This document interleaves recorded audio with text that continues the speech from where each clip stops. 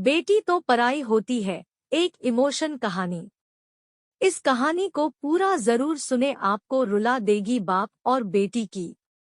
एक शहर में उमेश नाम का एक आदमी रहता था।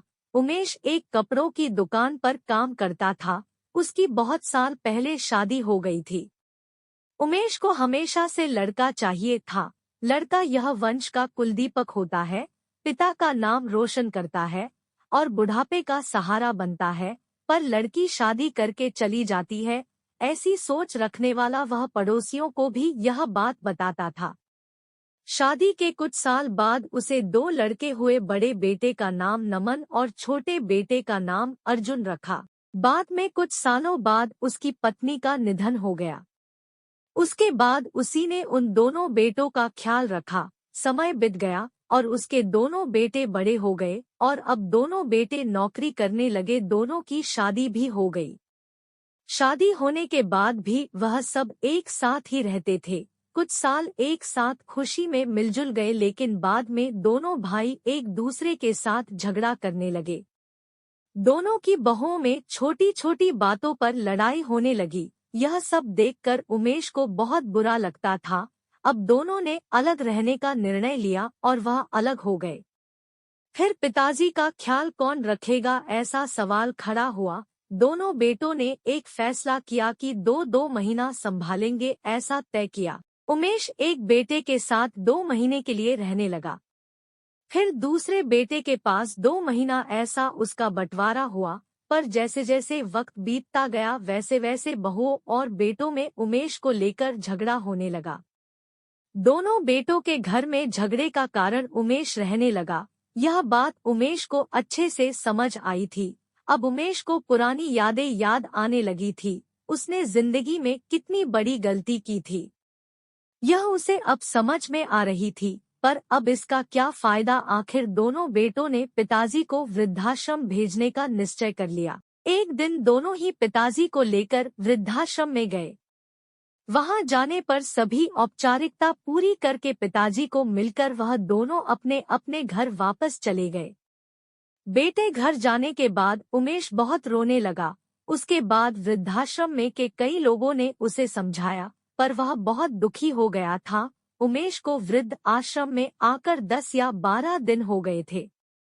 वह किसी से भी बातचीत नहीं करता था और एक पेड़ के नीचे बैठकर विचार में गुम रहता था। वहां के लोग उसे पूछते थे, पर उसने किसी को भी कुछ नहीं बताया।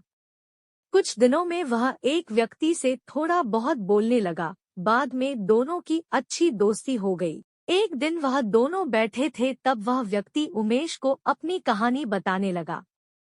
वह बोला कि मुझे एक ही बेटा है। वह मेरे साथ छोटी छोटी बातों पर झगड़ा करता था। इस बात को मैं बहुत उग गया था।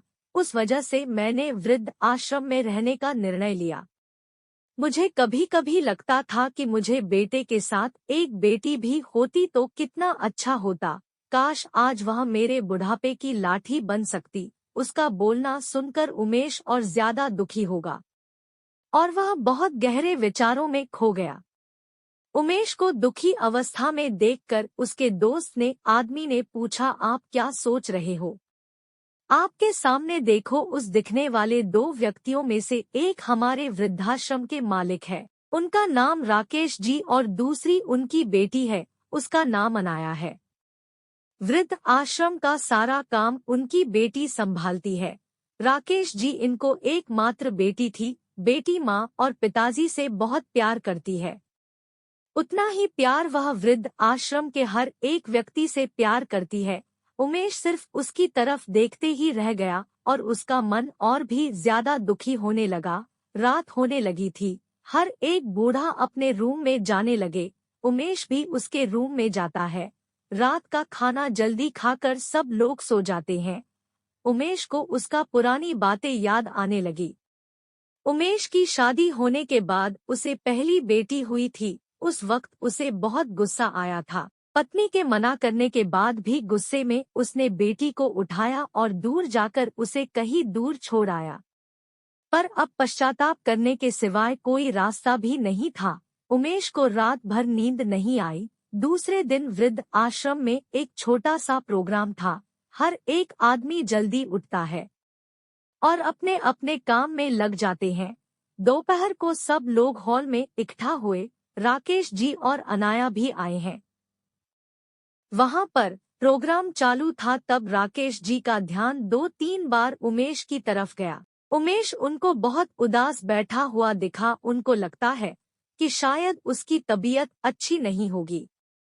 प्रोग्राम खत्म होने के बाद वह उमेश से बात करने के लिए उनके पास जाते हैं।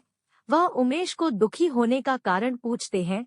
तभी उमेश बहुत रोने लगता है और थोड़ी देर बाद वह अपनी पूरी कहानी उनको बताता है कि मुझे भी पहली बेटी हुई थी, पर मुझे बेटी नहीं चाहिए थी, इसलिए मैं गुस्से में आकर उसे छोड़ कर आया।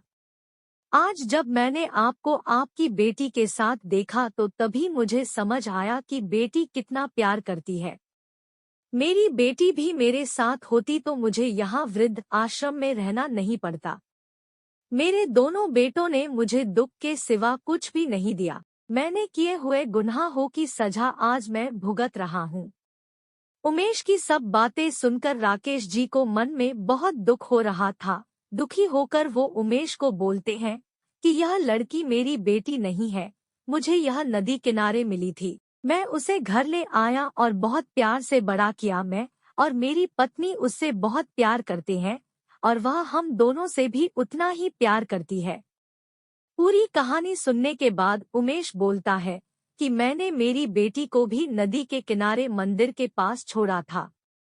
यह सुनकर राकेश जी को थोड़ा गुस्सा आया और वह वहां से निकलने ही वाले थे, तभी उसी वक्त वह उमेश को पूछते हैं, आपकी बेटी का बर्थ मार्क वगैरह आप बता सकते हो क्या? उमेश ने तुरंत जवाब दिया, हाँ बता सकता हूँ।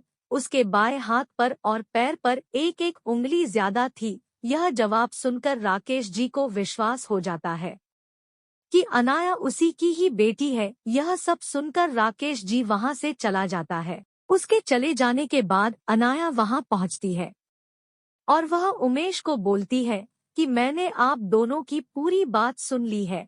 आपने मेरे बारे में जो भी कहा वह सुनकर मेरा मन बहुत दुखी है। एक पिता खुद की बेटी के बारे में ऐसा सोच सकते हैं, यह सुनकर मुझे बहुत बुरा लग रहा है। आपने जो भी किया वह बहुत गलत था। आपने मुझे बेटी बोलने का अधिकार खो दिया है। मैं आपकी बेटी होकर भी आप मुझे रास्ते पर छोड़कर चले गए थे और मैं उनकी बेटी ना होते हुए भी उन्होंने मुझ पर जान निछावर कर दिया, इसलिए वही मेरे सच्चे पिता है। आप इस वृद्ध आश्रम में रह सकते हैं, पर आज आपने उनके सामने जो बोला है वह फिर कभी भी उनके सामने मत बोलिएगा, क्योंकि आज तक मैंने उनको इतना दुखी कभी भी नहीं देखा। इतना बोलकर अनाया वहां से चली गई। उमेश सिर्फ आंखों में आंसू लाकर उसकी तरफ देखता रह गया और अपने नसीब को कोष देता रहा।